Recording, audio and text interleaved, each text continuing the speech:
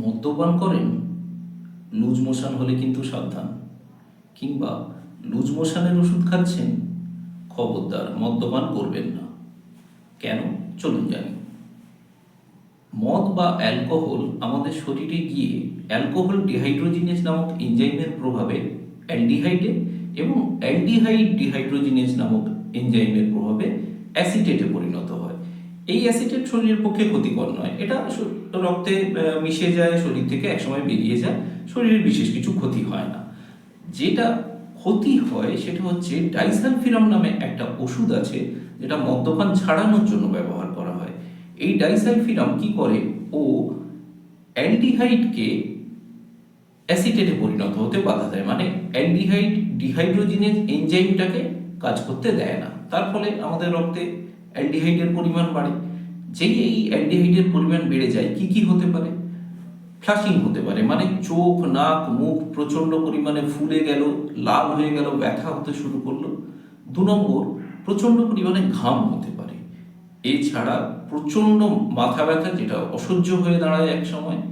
তারপরে প্রেশার কমে যাওয়া, পালস রেট বেড়ে যাওয়া, বুক ধড়ফড় করা এবং রেয়ারলি কখনো কখনো কার্ডিয়াক অ্যারেস্ট বা হার্ট অ্যাটাক হয়ে মৃত্যু পর্যন্ত হতে পারে।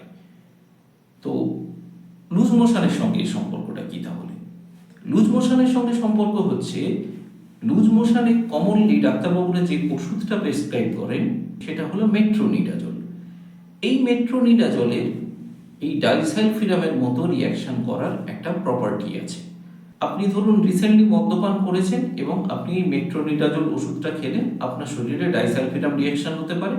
যা যা ঘটনাগুলো বললাম বা দুর্ঘটনাগুলো বললাম, এগুলো হতে পারে, এমনকি মৃত্যু পর্যন্ত হতে পারে। সেই জন্য যদি আপনার মদ্যপানের অভ্যেস থাকে বা রিসেন্টলি মদ খেয়েছেন, তাহলে আপনি ডাক্তারবাবুর কাছে সবসময় সেটা অকপটে বলবেন। কারণ মেট্রোনিডাজল ছাড়াও বেশ কিছু ওষুধ আছে, যেগুলো ধরুন সুগারের কিছু ওষুধ আছে, সালফোনিল ইউরিয়া জাতীয়, কিংবা অ্যান্টিফাঙ্গাল ওষুধ, গ্রিসিওফালমিন, কিটাপোনাজল, এই জাতীয় ওষুধগুলোরও একই প্রপার্টি আছে। তো ডাক্তারবাবুর কাছে অকপটে আপনাকে বলতে হবে যে আমি মদ্যপান করি বা গত 2-3 দিনের মধ্যে মদ্যপান করেছি, ডাক্তারবাবু আমাকে ওষুধগুলো ভেবেচিন্তে দেবেন। অথবা যখন এই সমস্ত ওষুধগুলো আপনি খাচ্ছেন, খবরদার গিয়ে সুখে হোক দুঃখে হোক মদ্যপান করবেন।